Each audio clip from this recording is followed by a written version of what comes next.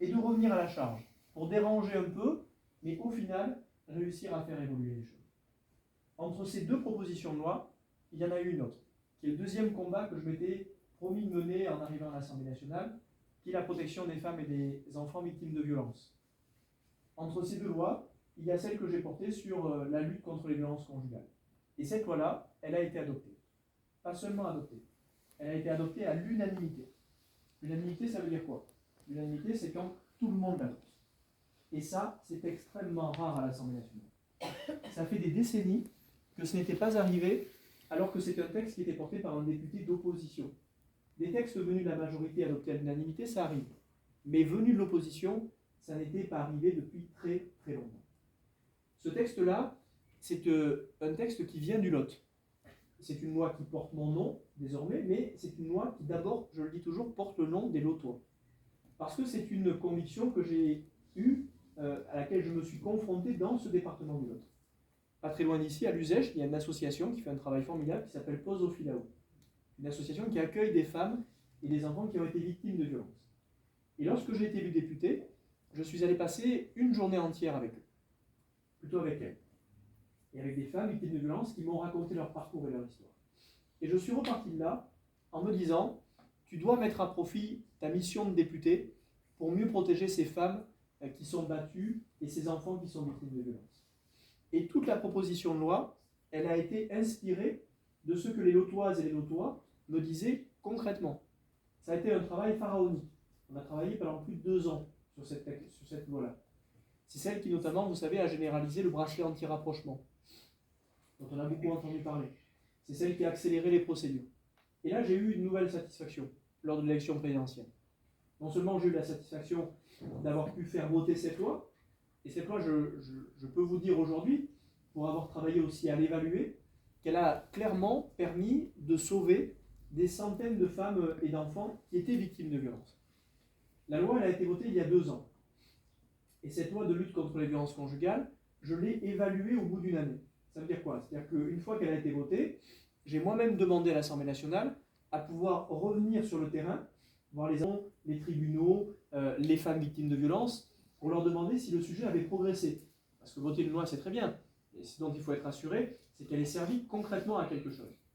Et j'ai rencontré, lors d'une réunion, une dizaine d'associations, et toutes m'ont attesté que dans bien des situations, on avait sauvé la vie de plusieurs femmes qui étaient victimes de violences. Lors du débat présidentiel, le président de la République a été interrogé. On lui a dit, sur le sujet, de quoi vous êtes le plus fier? Il a dit, moi je suis fier de 2 choses. Du bracelet anti-rapprochement, je suis très heureux qu'il en soit fier, mais je suis aussi très fier que nous ayons pu porter cette proposition de loi, parce qu'en réalité, elle venait plutôt de nous. Et la deuxième fierté qu'il a annoncée, c'est le fait que désormais, le délai qui permet de protéger une femme a été considérablement réduit. Il y a 3 ans de cela, avant la loi, il fallait plus d'1 mois et demi pour délivrer ce qu'on appelle les ordonnances de protection. Les ordonnances de protection sont des mesures qui permettent de protéger les femmes, d'éloigner le conjoint violent du domicile, etc., etc. Vous imaginez, 1 mois et demi pour protéger les femmes en danger de mort, c'était évidemment 30 jours de trop. Eh bien, dans la loi, nous avons inscrit que le délai de délivrance des ordonnances de protection ne devait pas dépasser 6 jours. À l'époque, je me suis battu contre tout le gouvernement qui ne voulait pas que nous inscrivions ce délai de 6 jours dans la loi. Je me souviens d'une réunion que j'ai eue au ministère de la Justice, où j'étais arrivé l'avant-veille de l'examen du texte à l'Assemblée nationale, qui était donc le moment le plus important. Il y a une réunion où je suis arrivé tout seul, et j'avais en face de moi une quinzaine de très hauts fonctionnaires, les directeurs des affaires pénales, du ministère de la Justice, etc. Et pendant plus de 6 heures, cette réunion a duré 6 heures, ils m'ont tous expliqué que toutes les mesures de ma loi ne fonctionneraient jamais, et qu'il fallait donc les retirer. Et à ce moment-là, pendant 6 heures, j'ai résisté, et j'ai tenu bon sur toutes les mesures de la loi. Là encore, si j'avais été un député de la majorité, si j'avais été un député proche du président de la République, ben je sais ce qui se serait passé. Les membres du gouvernement m'auraient appelé, ils m'auraient dit, écoutez, t'es gentil, maintenant, tu vas te calmer, tu vas nous obéir, et tu vas retirer toutes les mesures de ta proposition de loi pour pas trop nous embêter. Eh bien, je les ai embêtés. Oui, pendant 3 semaines, ils ont été embêtés. Pendant toute une nuit où on a examiné la loi, ils ont été embêtés. Mais au final, cette loi-là, elle a été suffisamment ambitieuse et forte pour protéger des femmes et des enfants. Et c'est la seule chose qui compte. 3 propositions de loi en l'espace de 5 ans. Là encore, je le regardais il y a quelques jours, dans le département du Lot, depuis 15 ans, les députés du Lot n'ont porté qu'une seule proposition de loi. En 15 ans. En 3 ans, nous en aurons porté 3. Je pense que le bilan n'est pas si mauvais que ça. Et une fois de plus, il n'est pas bon pour moi. Il est bon et utile pour nous tous, pour notre département et pour nos concitoyens. La 3e promesse que je me suis faite en arrivant à l'Assemblée a été de faire entendre la voix du Lot. Je vous assure que quand j'arrivais à l'Assemblée nationale, le député du Lot, on le regardait avec des yeux comme ça. Déjà, ils confondaient tous le Lot et le Lot-et-Garonne. Donc, il m'a fallu un peu de temps pour repositionner le tel Lot. Et puis, il m'a fallu du temps pour me faire entendre. Alors, c'est vrai que je n'ai pas toujours été hyper sage. C'est vrai que parfois, j'étais un peu turbulent à l'Assemblée nationale. Mais je peux vous dire une chose, c'est que j'ai très vite vu que c'est quand on se faisait entendre qu'on était respecté. Pas n'importe comment, pas brutalement. J'ai toujours respecté les règles de l'Assemblée nationale. Mais, dans le débat public, j'ai toujours été absolument ferme. Et pour moi, ça a été capital de faire entendre la voix d'un département rural. À l'Assemblée nationale, celles et ceux qui sont le plus et le mieux défendus ne sont pas les habitants des campagnes ou des territoires ruraux. Ceux qui sont le plus défendus sont les habitants des villes.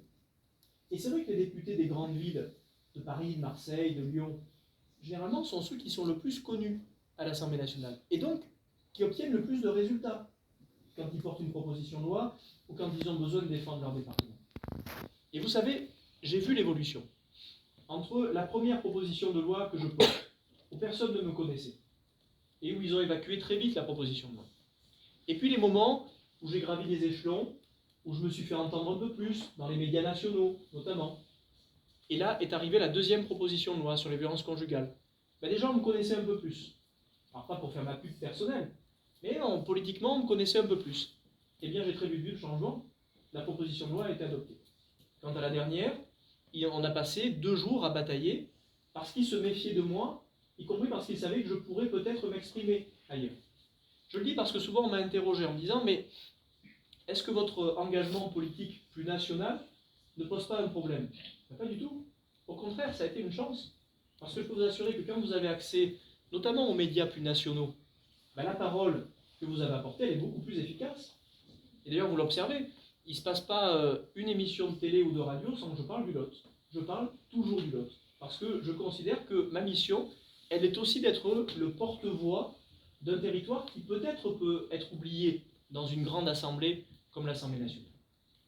Ces 3 combats-là, celui d'être le député de tous les Lotois, les combats pour les grandes causes auxquelles j'ai toujours cru et qui pour moi sont importantes, le combat pour faire entendre la ruralité, pour faire entendre notre territoire, c'est ce qui a fait ma marque de fabrique durant ces 5 années.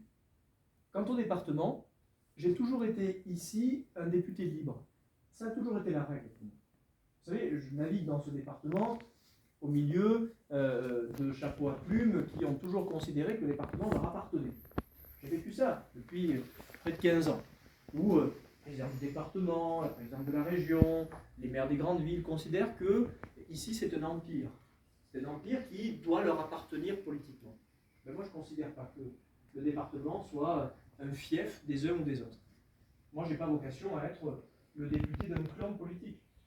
Quand vous êtes député, vous devez de passer une dimension différente, comme quand vous êtes maire, qui essaie de rassembler vos concitoyens. Et donc oui, j'assume de vous dire que le choix d'un député, c'est le choix d'une personne, beaucoup plus que d'une étiquette politique. Il faut évidemment que vous sachiez pour qui vous votez. Je pense qu'il faut voter pour des femmes et des hommes qui ne se planquent pas, qui ne se cachent pas, qui n'essaient pas de vous tromper en vous disant qu'ils sont un peu de là ou un peu de là. Et je considère qu'en revanche, quand vous choisissez votre député, vous choisissez plus une personnalité qu'une étiquette politique. Et je le dis parce que les débats que nous allons avoir durant plus d'un mois vont souvent être des débats politiciens. Eh bien moi, je ne me mêlerai jamais des débats politiciens durant le mois qui vient. Les seules choses qui m'intéressent, c'est qu'est-ce que concrètement le député va faire pour le Lot, continuer à faire pour notre territoire et pour notre pays. Enfin, je vais vous dire un mot des quelques grands défis qui nous attendent et sur lesquels le député aura des choses à dire et des choses à faire. Avant de quitter mon mandat, il n'est pas tout à fait terminé, mais l'Assemblée nationale n'est plus en fonction officielle depuis plusieurs semaines, j'ai déposé une dernière proposition de loi sur un sujet qui pour moi est capital. Ce sujet, c'est celui de l'accès aux soins et à la santé. Et ça nous concerne tous. Ça nous concerne à la bassine du Murat, dans les territoires les plus gros, ça concerne aussi à Cahors, dans tous les quartiers de Cahors et dans toutes les villes moyennes de notre département. La dernière proposition de loi que j'ai déposée, elle cherche des solutions pour qu'on ait plus de médecins, qu'on ait plus de dentistes, exactement, plus de professionnels de santé et un accès direct à ces professionnels de santé. Alors, évidemment, le sujet est compliqué. Quand je suis arrivé à l'Assemblée, j'ai commencé à travailler à cette question. Et on m'a dit, ce qu'il faut, c'est obliger les médecins à s'installer ici ou là. Bon, et pourquoi pas? Et donc j'ai travaillé sur ce sujet, en me rendant compte très vite que souvent les idées les plus simples n'étaient pas les plus efficaces. De dire à des femmes et des hommes qui auront fait 8 ou 9 années d'études, on va vous obliger à vous installer ici ou là. Ça ne marchera pas. Et ça fera même l'effet inverse, c'est qu'on aura de moins en moins de jeunes qui s'engageront dans la médecine, parce qu'ils se diront, si en plus j'ai plus la liberté de m'installer à tel ou tel endroit, il n'est pas question de faire cette formation-là. Et donc on aura un effet contre-productif si on obligeait, puisque le résultat, ce serait qu'on nous formerait encore moins de médecins. Première proposition qui est dans ma proposition de loi, former plus de professionnels de santé. Les médecins, les dentistes, les spécialistes. Comment est-ce qu'on fait? On fait en supprimant le numerus clausus. Ce numerus clausus, c'est ce qui verrouille aujourd'hui le nombre de personnes qui sont formées, notamment en médecine. On a mené cette bataille à l'Assemblée durant les 5 années passées. Et le gouvernement, qui n'y était pas favorable au départ, a fini par nous écouter. Il a dit, ok, on supprime le numerus clausus, mais on le remplace par autre chose qu'ils ont appelé le numerus apertus. Bon, en général, quand on reprend des mots et qu'on les remplace par d'autres, il faut être sûr que c'est pour ne pas régler le problème. Au final, on n'a pas réglé le problème, puisque le numerus apertus, c'est quasiment le numerus clausus. On dit, on peut former autant de médecins qu'on veut, mais on ne donne pas de moyens supplémentaires pour les former. Et donc au final, on ne forme pas plus de médecins aujourd'hui qu'hier. Première proposition de la proposition de loi, faire sauter définitivement le numerus clausus. Il nous faut demain former autant de médecins et de professionnels de santé que nous en avons besoin. D'ailleurs, cette idée du numerus clausus, c'est une vieille idée qui ne marche plus. Pourquoi est-ce qu'on a fait un numerus clausus à l'époque? On a limité le nombre de médecins, il y a très longtemps. Nos prédécesseurs ont limité le nombre de médecins en se disant s'il y a moins de médecins, il y aura moins de dépenses de santé, puisqu'il y aura moins de prescriptions médicales. Ça a été vrai pendant quelques années.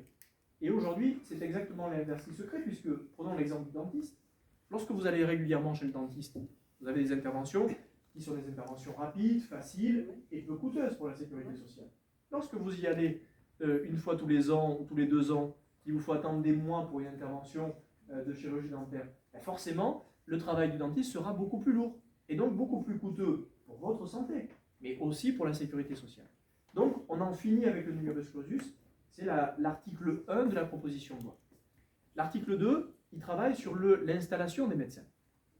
Je vous disais tout à l'heure qu'il y avait cette idée qui consistait à dire on va obliger les médecins à s'installer ici ou là. Ça ne marche pas. Mais il y a une autre solution qui peut être intéressante. C'est de faire en sorte que dans la dernière année d'études des jeunes médecins, à un moment où ils sont quasiment autonomes, on travaille à modifier leur formation pour qu'ils soient totalement autonomes. Quand vous avez fait 7-8 années de médecine, vous pouvez déjà exercer. En réalité, vous avez les compétences pour le faire. Quand vous allez à l'hôpital aujourd'hui, vous allez aux urgences plus particulièrement aujourd'hui, il y a de fortes chances que la plupart du temps, vous voyez principalement un interne plus qu'un médecin. Vous verrez le médecin ou vous ne le verrez pas, c'est lui qui signera l'ordonnance, mais l'interne fait une grosse partie du travail. Et donc l'idée, c'est de dire, on modifie un peu la formation des jeunes médecins sur les 2 dernières années. Et on fait en sorte qu'ils soient autonomes sur la dernière année d'études. Et durant cette année, on leur dit, bien écoutez, voilà, plutôt que d'aller seulement dans les CHU faire votre internat, on va vous demander de venir en mission dans les territoires ruraux ou dans les territoires plus urbains qui sont en déserts médicaux. Ça veut dire que dès la première année, on pourrait avoir près de 4000 jeunes médecins en mission qui arriveraient dans nos territoires. Et on aura trouvé là une solution beaucoup plus efficace que l'obligation d'installation, qui d'ailleurs mettrait 10 ans quasiment à produire ses effets. Or qu'on a aujourd'hui un problème qui est un problème immédiat, absolument urgent. Le troisième article de cette proposition de loi, il concerne les soins d'urgence. C'est moins vrai parfois en ville, mais c'est quand même un sujet. Aujourd'hui, si on a des services d'urgence qui sont autant engorgés, c'est parce que l'accès aux urgences, quand on est à l'extérieur d'une ville, est de plus en plus compliqué. Et donc, on a travaillé à une proposition qui permettrait, dans toutes les maisons de santé de notre département, de tester la prise en charge des petites urgences.